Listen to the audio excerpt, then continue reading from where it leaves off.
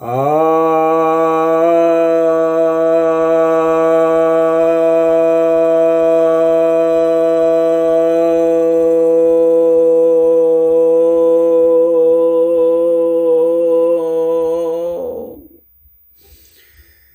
सभी भक्तजनों को सप्रेम नमन।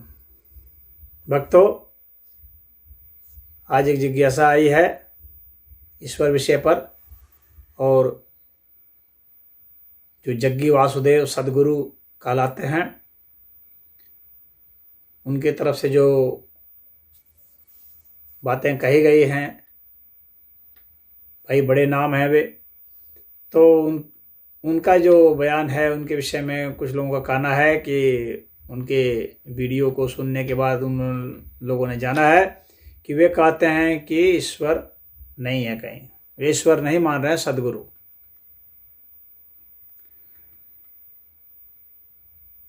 तो इनका पूछना है कि आप ईश्वर मानते हैं कि नहीं मानते हैं। कुछ लोग कहते हैं कि ईश्वर मानना जो है चालाक धूर्त लोगों की यह परिकल्पना है, जिन्होंने लोगों के भय का फायदा उठाया है। तो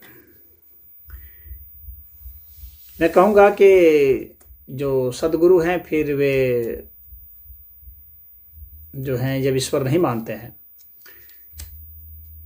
तो फिर उन्हें ईश्वर तत्व के विषय में खंडन करने का अधिकार है। तो उन्होंने खंडन भी नहीं किया है, या कहीं करते हैं और कहीं नहीं करते हैं। तो इस तरह से कंफ्यूज करने का क्या मतलब है। शिव को एलियंस बताते हैं, इसका क्या प्रमाण है। मन माना कुछ भी बोल देना, क्योंकि यदि आपका किसी कहीं नाम हो गया है तो ऐसे कैसे बोल सकते हैं। शास्त्र में तो शिव को ईश्वर कहा गया है, ईश्वर का ही नाम शिव है। शिव की उन्होंने मूर्ति भी बहुत बड़ी बना रखी है पूजा भी कराते हैं, महाशिवरात्रि भी करा रहे हैं। बहुत बहुत लीला है। गुरु किस बात के हैं फिर आप? सदगुरु, सदगुरु उसे ही कहा जाता है जिसे ईश्वर तत्व का बोध हो। और जब ईश्वर तत्व मानते ही नहीं तो फिर आपको जिस तत्व का बोध हुआ है उसके आधार पर आप सदगुरु नहीं कहे जा सकते। आपको फिर अपना नाम कुछ और रखना चाहिए।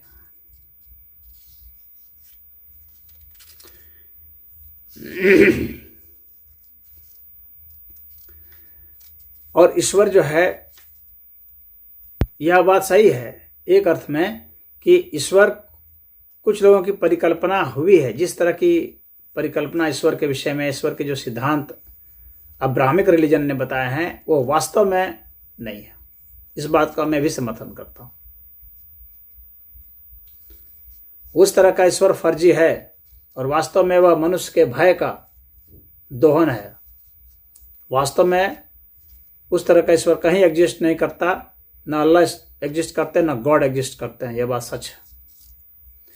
लेकिन जो भारत में जो ईश्वर का जो सिद्धांत दिए हैं वह तो है सही। भारत में परब्रह्म परमेश्वर की जो बात की गई है वह किसी के भय का दोहन के आधार पर नहीं है, वह तो तत्वबोध के आधार पर है। यह समग्र अस्तित्व अनंत सिद्ध होता है। हमारे और भी वीडियो पड़े हैं, आप उसमें देख सकते हैं। यह समग्र अस्तित्व अनंत सिद्ध होता है क्योंकि आप इसका कहीं अंत सोच करके भी नहीं कर सकते हैं। न विराटता में कर सकते हैं, न सूक्ष्मता में कर सकते हैं, न इसके मध्य में कर सकते हैं। इससे यह अस्तित्व अनंत सिद्ध होता है। और इस अस्तित्व का जो कि अनंत सिद्ध होता है प्रकृति सहित और प्रकृति से परे। प्रकृति तभी तक है जब तक विभाजन और संयोजन की घटना घट सकती है। जब तक गति की घटना है तब तक ही प्रकृति है, वहीं तक प्रकृति है। उसके बाद जो बच जाता है, और बच ही जाएगा, क्योंकि आप विभाजित करते करते कहाँ तक विभाजित कर सकते हैं, किसी को एक सूक्ष्म से सूक्ष्म बिंदु तक कर सकते हैं जिसकी आप कल्पना करें, लेकिन उसके बाद भी जो अस्तित्व बचा रह जाता है। एक ऐसा समय आएगा, इतना सूक्ष्म बिंदु हो जाएगा कि आप विभाजित नहीं कर सकते उसे, और उसे सूक्ष्म के जो बचा रह जाता है वह अंतहीन हो जाएगा। उसी तरह से विराट में आप चले जाएं तो आप अंत नहीं कर सकते। एक ब्रह्मांड, दो ब्रह्मांड, असंख्य ब्रह्मांड का कितने भी ब्रह्मांड आप गिन लें, उसके बाद भी ब्रह्मांड बचे रह जाएंगे, आप उसकी परिकल्पना नहीं कर सकते।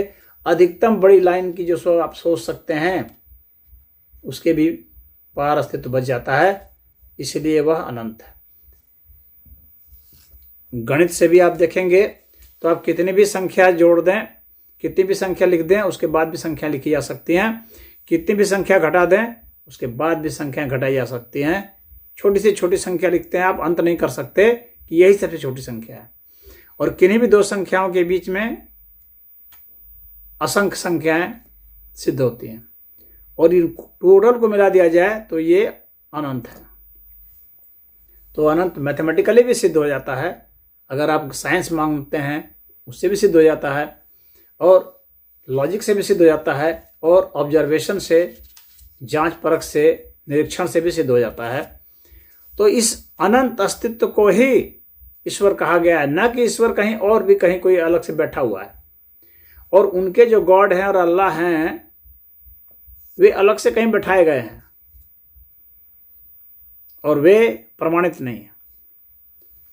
परंतु सनातन धर्म में जो ईश्वर की परिकल्पना बताई गई है, परिकल्पना नहीं बल्कि तत्वबोध बताया गया है, मैं कहूँगा, क्योंकि ये कल्पना में नहीं आता है, ये तत्वबोध में आता है। ऋषि महर्षियों ने इसे महसूस किया है, तो उन्होंने इस अनंत अस्तित्व को सिद्ध भी किया है, महसूस भी किया है, और उसी को कहा है ईश्वर, न कि किसी एक जगह कहीं बैठा दिया गया।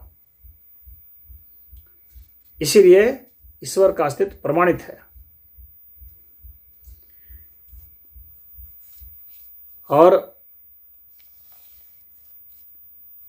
यह जो है किसी का शोषण करने के लिए नहीं बनाया। यहाँ सनातन धर्म में जो है शोषण करने के लिए धर्म नहीं है, यहाँ तो शोषण से मुक्ति के लिए धर्म है। यहाँ भयभीत करने के लिए धर्म नहीं है, भय से मुक्ति के लिए धर्म है। यहाँ तो यह बताया गया है कि जब तक आप संसार में रहेंगे भयभीत रहेंगे, और इस भय से मुक्ति के लिए बताया गया है कि तुम्हें इन्फिनाइट होना पड़ेगा। उस इन्फिनिटी का तुम्हें बोध होना चाहिए, ज्ञान होना चाहिए, जानकारी होना चाहिए, अनुभूति होना चाहिए, और उसमें तुम्हें जीना चाहिए। तब तुम भय से मुक्त हो सकते हो, उसके पहले भय से मुक्त नहीं हो। तो यहाँ पर भयभीत करने के लिए नहीं किया गया, यहाँ तो जागृत करने के लिए, श्रेष्ठ बनाने के लिए किया गया, आर्य बनाने के लिए किया गया। कृण्वन्तो विश्वम आर्यम, यह वेद कह रहा है, शोषण करने के लिए नहीं कह रहा।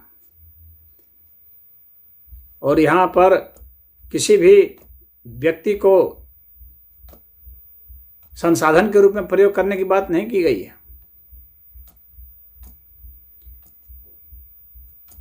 उससे कुछ लेने देने की बात नहीं की गई है।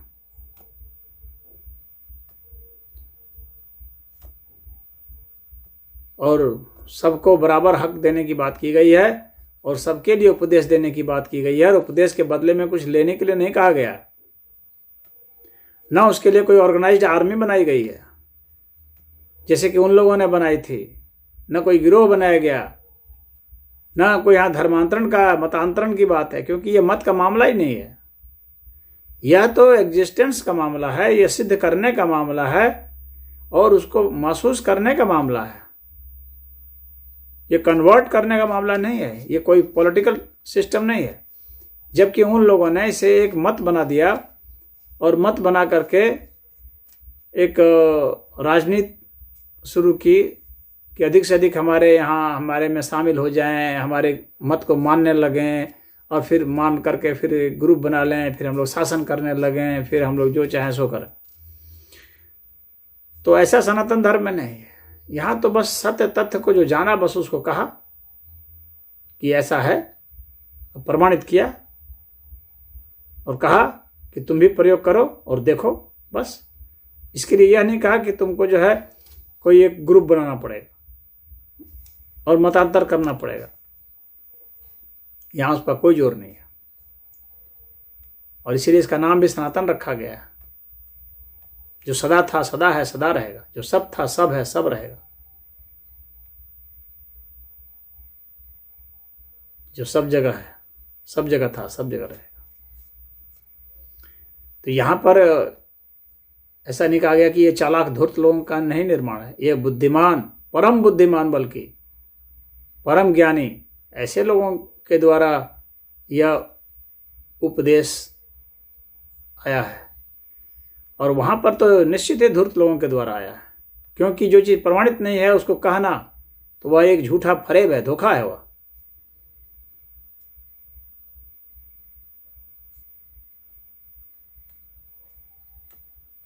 तो इसका मतलब है कि सदगुरु ने शास्त्र का सांगोपांग अध्ययन नहीं किया है, अन्यथा ऐसी बातें बहकी बहकी नहीं करते और इसके मर्म को नहीं जाना है, वेदांत के मर्म को नहीं जाना है। क्योंकि मर्म को जो जानेगा, वेदांत के मर्म को, वो ऐसा कभी नहीं कहेगा। सदगुरु बड़े संत हो सकते हैं, लेकिन क्या व्यास छोटे संत थे? पूरे भारत की परंपरा के जितने ऋषि थे, याज्ञवल्क्य क्या छोटे संत थे?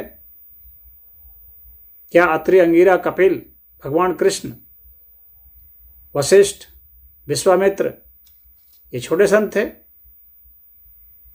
क्या सूरदास, कालिदास, तुलसीदास, कबीरदास ये छोटे संत थे?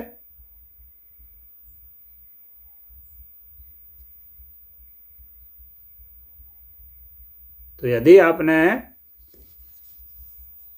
वेद की भाषा जो है, गड़बड़ भाषा अंग्रेजी जान ली, तो उससे आप ज्ञान थोड़ी हो जाएंगे। अंग्रेजी तो सभी भाषाओं में से निकृष्ट भाषाओं में से है, जिसका व्याकरण तक भी सही नहीं है।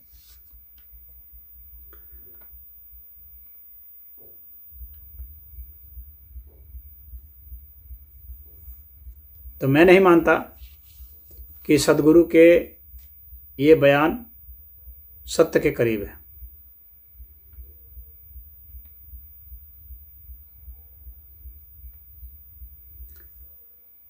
तो इस विषय में मैं इतना ही कहूँगा।